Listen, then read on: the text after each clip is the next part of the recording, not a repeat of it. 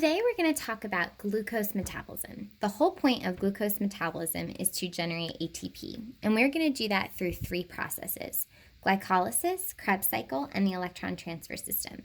This, of course, is going to take place in our cell, but we're going to pay special attention to the mitochondria. So in glycolysis, that literally means glucose splitting, glycolysis. So here's our glucose molecule. It is 6 carbons in length. In stage 1, we're going to split that right down the middle, and we're going to make 2 3-carbon molecules.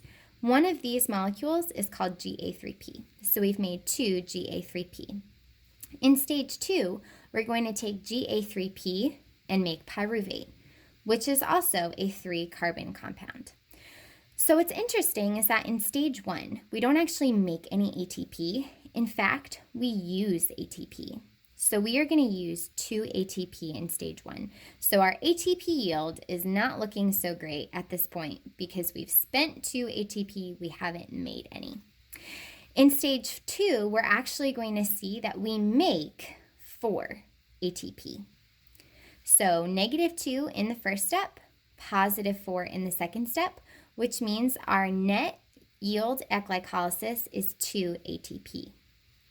All right, the next thing we're going to do is take this pyruvate and put it within the Krebs cycle. So the glycolysis, that was happening here in the cytosol. Now we're taking those pyruvate molecules and putting them into the mitochondrial matrix inside of the mitochondria. Krebs cycle just keeps going over and over and over again, but it is going to yield a small bit of ATP, only about 1 ATP per turn. So we'll put it in small letters to help us remember not a lot of ATP being generated in Krebs cycle. Electron transfer system. This is the star of the show because we make lots of ATP from the ETS. So how do we do this? Well, we are now in the inner membrane of the mitochondria. So right here would be the inner membrane of the mitochondria. And these guys are protein carriers, and they love playing hot potato with electrons. So they take an electron, they give it away. They take an electron, they give it away. Eventually, they're going to have their electrons land on oxygen. At the end of this chain, there is an enzyme that we call ATP synthase. And he looks like a rotor, and he's actually going to act like one too. This is going to rotate. And how he begins to rotate is that we work with hydrogen ions. So on this side, there's only a little bit of hydrogen ions. On this side, there is a lot of hydrogen ions. Now, hydrogen wants to go down here. It doesn't want to be crowded. It wants to move to an area with lower concentration.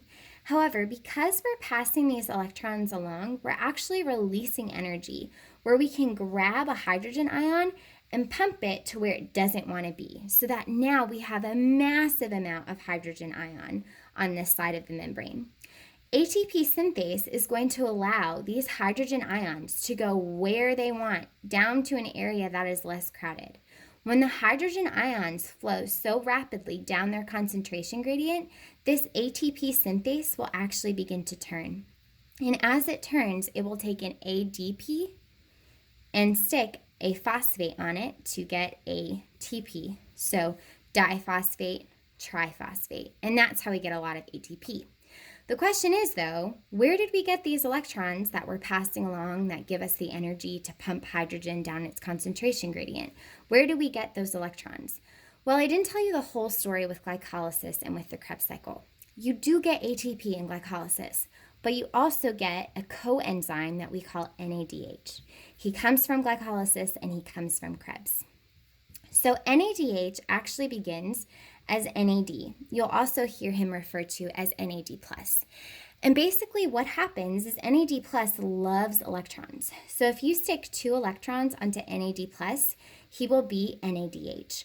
So when you see NADH, think electrons. He has a backpack, he's filling them with electrons.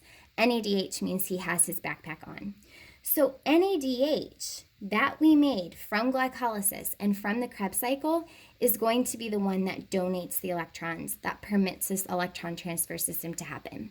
So through glucose metabolism, glycolysis, Krebs, ETS, through those 3 processes, we generate lots of ATP so that your cell can continue with its daily functions.